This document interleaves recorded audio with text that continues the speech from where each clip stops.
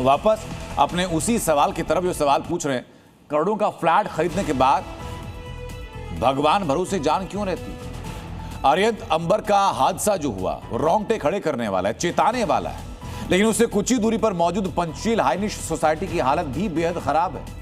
जी news की team जब वहां पहुंची तो क्या तस्वीरें सामने आई ये आपको दिखाते हैं। चारों तरफ उखड़ा हुआ प्लास्टर और बदरंग टावर। दिखाते हैं आपको ये ग्राउंड रिपोर्ट।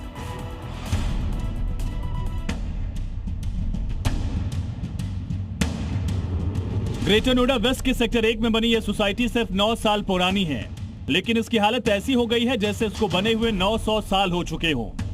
बाहरी दीवारों से प्लास्टर उखड़ा पड़ा है जो आए दिन नीचे गिरता रहता है, किसी बड़े हादसे को दावत दे सकता है। सिर्फ प्लास्टर की बात ही नहीं है, बल्कि कई टावर्स में सरिया भी बाहर निकलने लगा। आसपास की सोसाइटी में सबसे बदतर हालत में पंचशील हाइनिश सोसाइटी ही नजर आई। ऊंची इमारतों और इसी के साथ ही हाई राइज सोसाइटी में रहने वाले जो लोग हैं वो भगवान भरोसे हैं।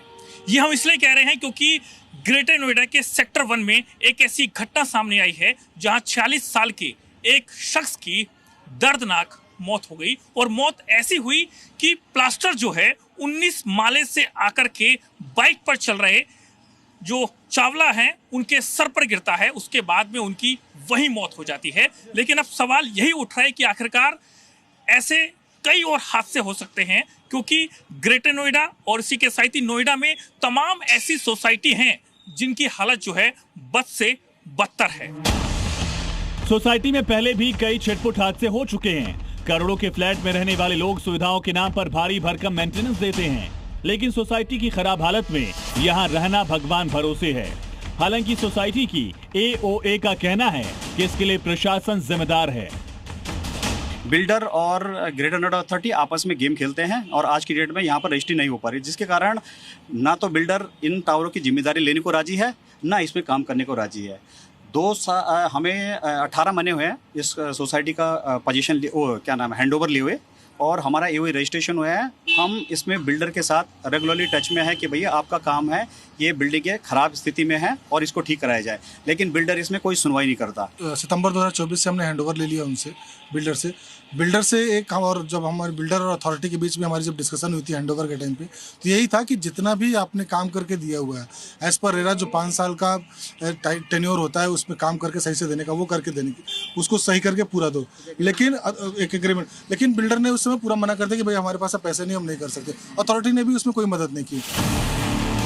पंचशील हाइनिश सोसाइटी में 12 टावर हैं और यहाँ करीब 1300 परिवार रहते हैं, लेकिन ना तो लोगों को अपनी छतों पर भरोसा है, ना वो बेफिक्र होकर अपनी बालकनी में खड़े हो सकते हैं। 2 टावर तो ऐसे हैं जिसमें 150 से ज्यादा परिवार रहते हैं, लेकिन उनकी अभी तक रजिस्ट्री नहीं हो पाई। सोसाइटी में निर्माण से लेकर रखरखाव तक में बिल्डर ने नियमों की अनदेखी की, लोगों से फ्लैट के नाम पर मोटा पैसा वसूल कर निकल गया। 7 साल से रह रहे हैं। 2017 में हमने यहाँ पे हैंडओवर लिया था, उसके बाद हम यहाँ से जब से रह रहे हैं। अब उस टाइम पे जो है स्टार्टिंग में कंडीशन फिर भी ठीक थी, आते आते धीरे धीरे जो कंडीशन है और भी ख़राब हो गई। अभी बारिश हुई थी कल परसों, जिसकी वजह से प्रॉब्लम अभी अरियंत में जो आप अंबर में बता रहे हो, सेम प्रॉब्लम हमारे यहाँ भी हुई। कम से कम 3 बालकनी थी, जिन 3 बालकनी में प्लास्टर गिरा है। पहले आपके बहुत बहुत धन्यवाद कि आपने लाखों लोगों की जो समस्या है इस समय, पंचशील हाइनिश की नहीं मैं बात कर रहा हूँ, मैं पूरा ग्रेटर नोएडा वेस्ट की बात कर रहा हूँ। हर सोसाइटी में ये समस्या है कि राउंड पैचेज में जितने भी जो बाथरूम साइड की जो दीवार है वहाँ से कंटिन्यूअस ना प्लास्टर वो गिर रहा है। सबसे बड़ी बात है कि इसके लिए हमने अथॉरिटी में भी बात किया। 2023 में मैंने एक मेल डाला था जो आप दिखा सकते हैं। हालत ये है कि सोसाइटी की कोई दीवार और कोई हिस्सा ऐसा नहीं है जिसका प्लास्टर या पेंट सही सलामत हो। प्लेग्राउंड से लेकर क्लब और सोसाइटी की बाहर की दीवारों तक की हालत खराब है। इतना ही नहीं, तेज आंधी में सोसाइटी के जिम का बड़ा शीशा भी टूटकर गिर चुका है। सोचिए उस वक्त कोई आसपास नहीं था, वरना बड़ा हादसा हो सकता था। नोएडा और ग्रेटर नोएडा पर यूपी सरकार का सबसे ज्यादा फोकस रहता है, लेकिन बिल्डर माफिया अफसरों की मिलीभगत सरकार की छवि खराब करने में कोई कसर नहीं छोड़ रहे। और ये खतरनाक इमारतें इसका जीता जागता सबूत हैं। जहां कहीं बालकनी का प्लास्टर गिर जाता है, कहीं बेडरूम की छत का प्लास्टर सीधे नीचे गिर जाता है।